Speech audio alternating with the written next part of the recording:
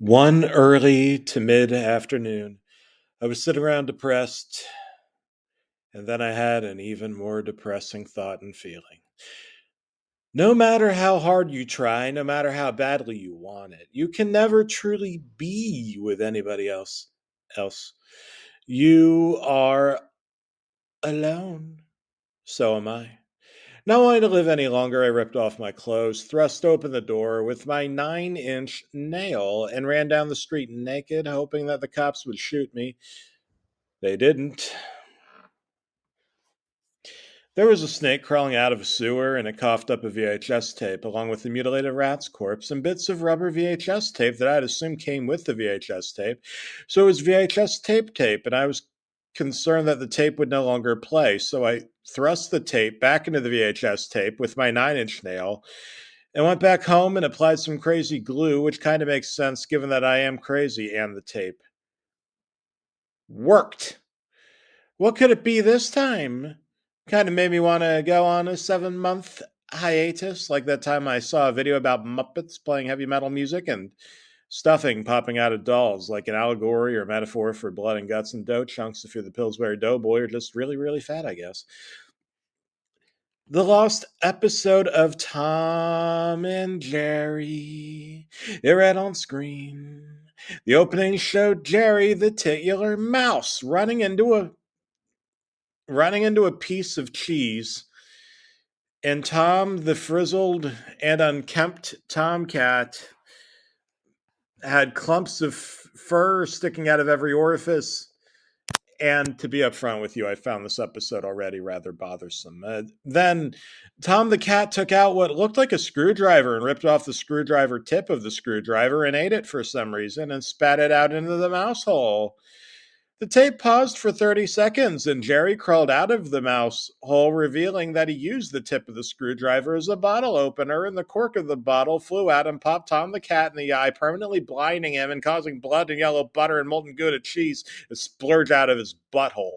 His eyes were replaced with X's, and his angel flew up into the sky before getting caught up in an airplane wing and torn to shreds. A clear plagiarism of that episode of The Simpsons in which Mary Poppins flies off into the sky and the same thing happens to her. Or should I say it was an imitation Mary Poppins? Like a spoof or a satire. But there was nothing funny about this. The ghost exploded into orange marmalade, elderly Mississippian homeless man, yellowish green fingernail and toenail trimmings, if you can tell the difference between the two. I can, as I am also homeless. Swedish fish heads, and verses of a chewed up and spat out the Book of Mormon that rained down from the clouds, and the Mormon God came down and threw a lightning bolt at Jerry, who was zapped and turned to ash, and a snake slithered out of his incinerated burnt corpse dots. It vomited up bits of VHS tape before staring directly into a screen and growing human hands and pointed both of its metal fingers at me before going on some sort of diatribe about not paying my cable bill, which made no sense because I do not have a home or a VHS tape. I actually had taken the mouse or rat or shrew or whatever it was, I don't know, my animal's corpse home with me and tried to taxidermy it, but it was somehow still alive and it bit me with its mighty rodentious incisors. And by home, I mean my dumpster behind the local stop and save.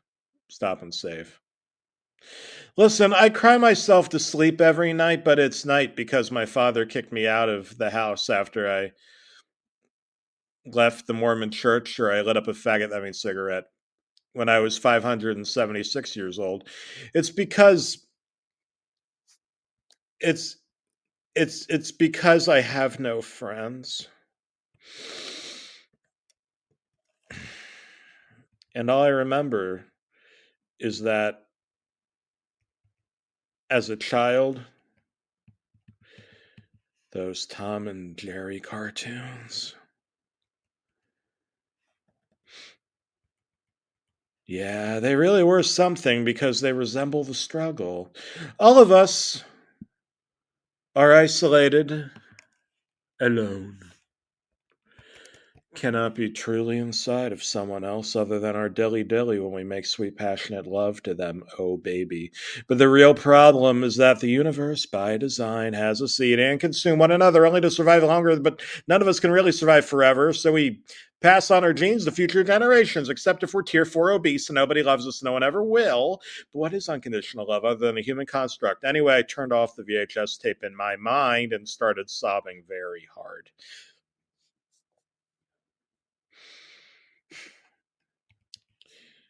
The tears rolled down the waters at the side of the road and into the sewer drain, and the snake slithered out, and it granted me 3 wishes. I asked for infinite wishes, and it slithered its way around my throat and choked me to death. My angel corpse floated off into the heavens before it too got caught up in an airplane wing and exploded into Gushers fruit snack paste and yeast from an elderly Siamese prostitute's yeast infection. "Stop the pigeons!" screamed some stupid German bastard piloting the plane through the clouds, and upon closer inspection, I realized I was indeed a bird. I had a message in my mouth, one of hope and peace and love, an olive branch for the human race, from the human race to Mother Earth, if she would be so sweet as to let us back into our home without asking.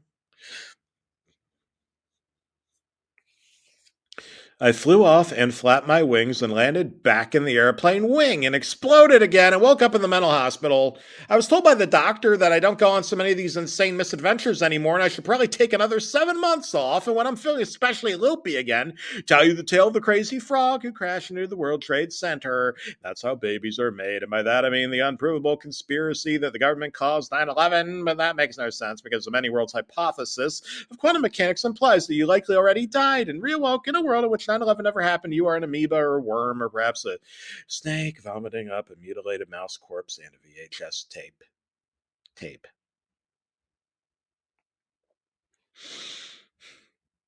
I got up and walked, strutted my stuff over to the local videotape VHS store outlet, because I am actually a normal person and apparently quite sane.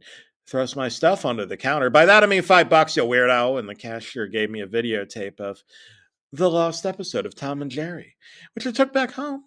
It contained the ending of the previous episode from earlier, but that was not presented to me as a part 2. Strange. Very strange. "Oh my gosh, my balls!" screamed Tom the cat. He had a collection of baseballs, racquetballs, and horseshoes for some reason, and they all caught on fire. He threw them at the ghost of Jerry, who kept catching them with his mouth and eating them and licking his lips before he belched out fire and vomit at the same time, some sort of fire retardant flame vomit, and Tom died and became an angel. At that point, both angels merged and became one mouse cat person. They ran for president, won in a perfect 538-0 landslide, extended the Panama Canal to connect to the Ukraine. All the children jumped in like it was a great big water park. And I smoked one of those pipes that blows up bubbles into the sky that you catch with a magic wand or something. I forget how that goes. Normal children get to play with those, but I never had a real childhood.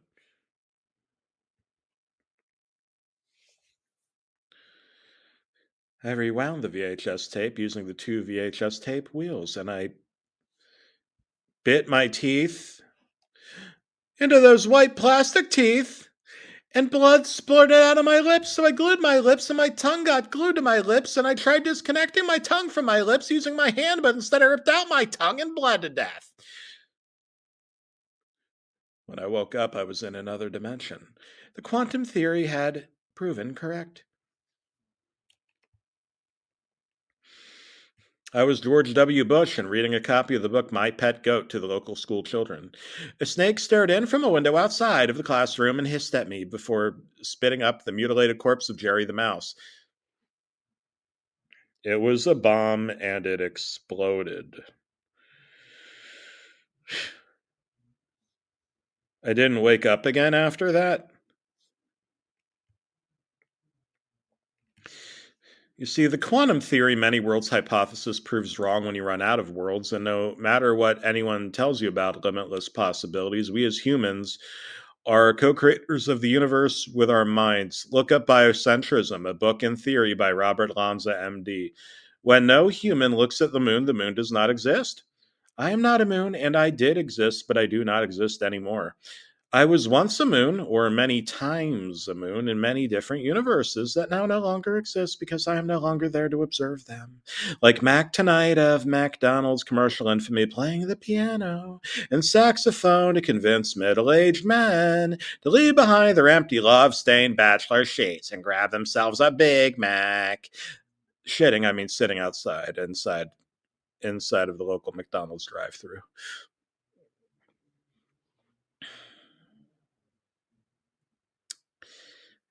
Eventually, the drugs wore off, and I was just as sad and lonely as I was before. The taxidermied cat and mouse duo smiled back at me because I stuffed them and swapped their teeth in the hopes it would merge their souls.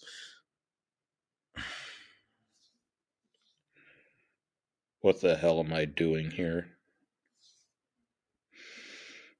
I don't belong here. I don't belong here.